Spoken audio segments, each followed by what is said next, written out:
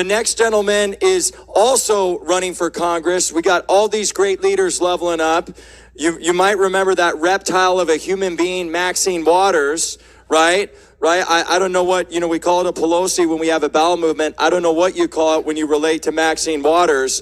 But this guy's a stud. He's a Navy veteran. I traveled all over California with him. He's a good friend and a heck of a guy. Joe Collins, get on out here. But first, we are going to play a video. So kick the video first. Hey, Maxine, it's Joe. I'm back. Remember me? I'm Joe Collins. I'm running for Congress in California's 43rd District against Maxine Waters. The problem is that this is where Maxine lives. And it's not even in her district. Fact check that, because it's true. Yet somehow Maxine seems to get elected term after term after term to California's 43rd District. Since she doesn't actually live in the district she was elected to represent, she's never there. So, let's listen to what some of her constituents have to say. I voted for Maxine Waters, but I want to know why she wants to represent us, even though she's never lived in our district. Maxine, I want to know why I lost my job. Maxine, why haven't you cleaned up the community? See, the thing is, people have questions. They want to know why, since Maxine Waters has taken office, the 43rd District has only gotten worse. But Maxine, nowhere to be found. I'm from this neighborhood. Maxine isn't. Coming home after serving 13 and a half years in the U.S. Navy, I was shocked to find my community still in ruins. You would think that as a black leader in a minority-majority district, your prime responsibility will be to improve our communities. But that's not the case with Maxine. Since she's been in office, things have only gotten worse here in South Central Los Angeles. But she wouldn't know. She's too busy in Washington, D.C., making deals with lobbyists to line her own pockets with money. The only thing that's gone up faster than Maxine's net worth is homelessness in our district. 1 out of every 5 people in District 43 are living below the poverty line. 1 out of every 3 children are being raised in poverty. We have poor quality jobs and poor quality education. And gangs have taken over our streets.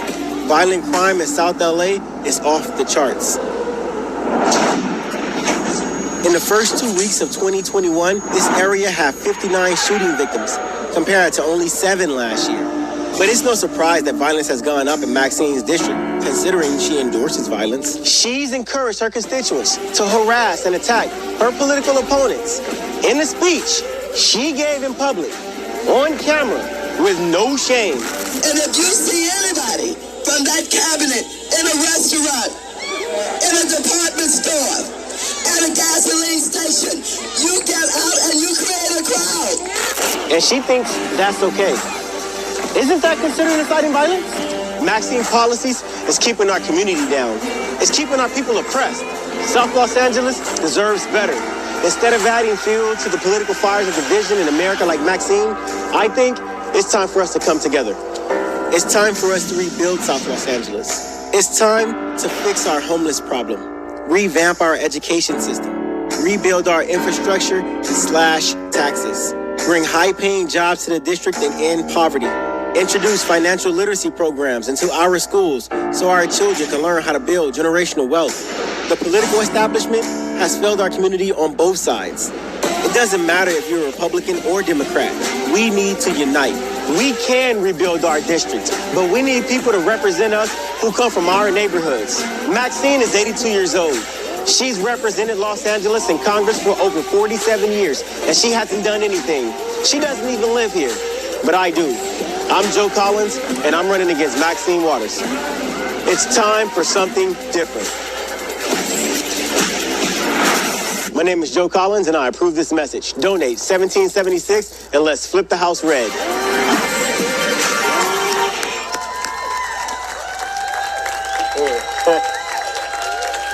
Thank you. The crazy part about it is that video was actually filmed in my district. It was the second time we walked in front of Maxine Waters' house. As Cordy said, we've been going up and down the coast of California collecting signatures to recall Gavin Newsom, and I think it's been an amazing experience. But I'm about action, all right? I'm a guy about action, and so I want to engage with you. You guys are going to direct how long I'm going to be up here speaking, right? So it's a word that I want you to remember, and every time I call upon you, I want you to say this word. This word is called engagement. Let me hear you say it. Engagement. Perfect. Now, they were stuck at 800,000 signatures, and I want to recall Gavin Newsom. California is a mess. Homelessness is high. Poverty is high. People are losing their jobs. Small businesses are closing permanently. Major corporations are leaving California.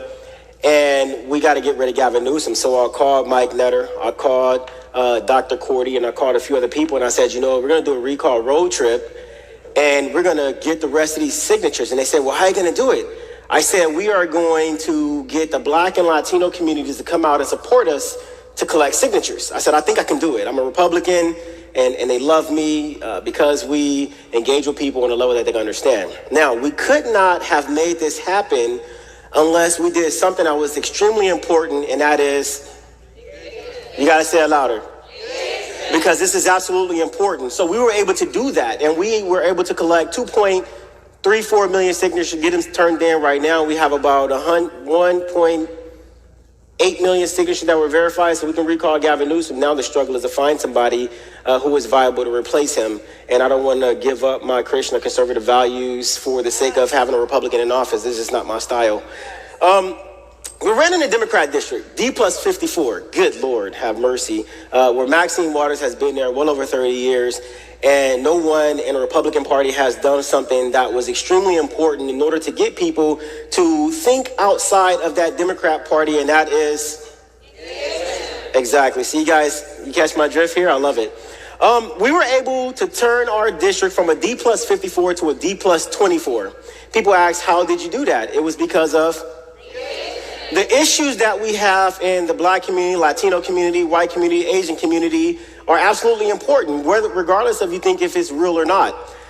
If you have people who feel it so passionate that they have to destroy entire communities across the United States just to get simple police reform passed, and obviously we have an issue there. And so we have to do something that's extremely important, and that is on a level that these people can understand. The reason why that's important is because it doesn't matter if you believe the same thing that they believe. If we are leaders, we have to engage people on a level that they can understand and let them know that I hear you. I hear your cry.